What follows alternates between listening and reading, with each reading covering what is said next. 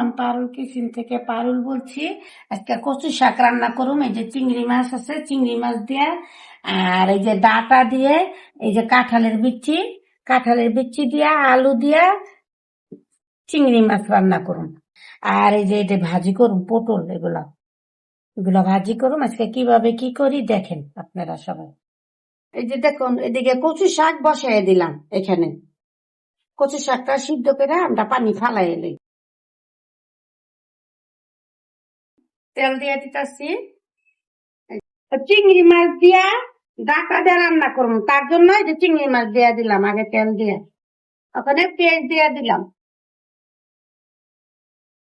এই যে চিংড়ি মাছ ভাজা হয়ে গেছে, দেখেন লাল হয়ে গেছে। ওখানে আদা রসুন দিয়া দিই, আদা রসুন দিয়ে ভালো করে নাইড়ে মরিচ দিচ্ছি, এই যে হলুদ কোন দিয়ে দিচ্ছি, এই যে মরিচ দিছি, হলুদ দিছি, লবণ দিছি।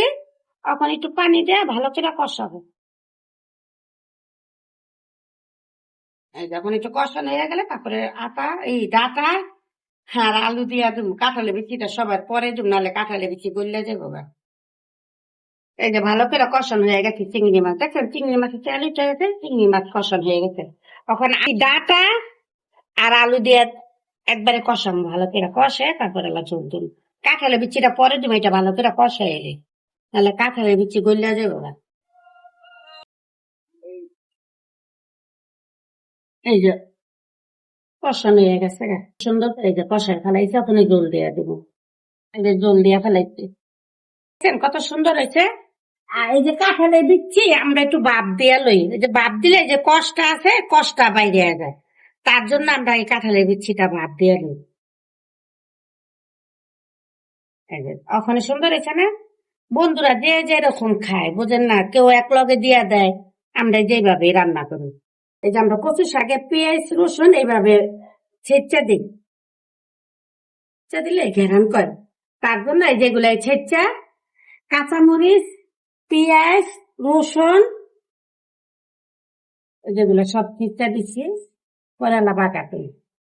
এর মধ্যে একটু কালো জিরা দিয়ে দিলাম, কালো জিরার একটু হইলে মানে কচু শাকটা দিয়ে দিন। কচু শাক দিয়ে দিলাম, কচু শাক দিয়ে দিচ্ছি।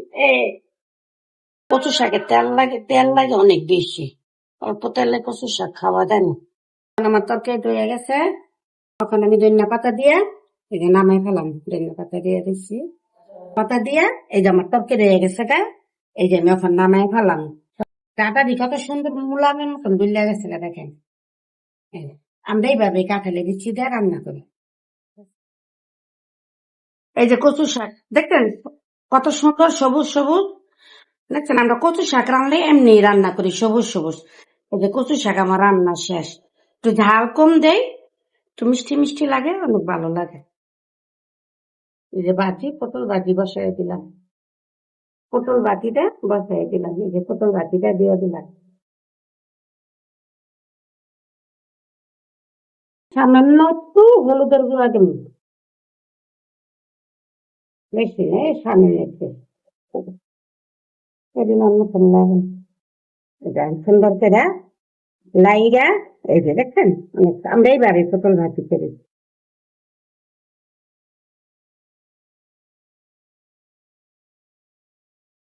আমার ভিডিওটি ভালো লাগলে লাইক করবেন, কমেন্ট করবেন। আল্লাহ হাফেজ।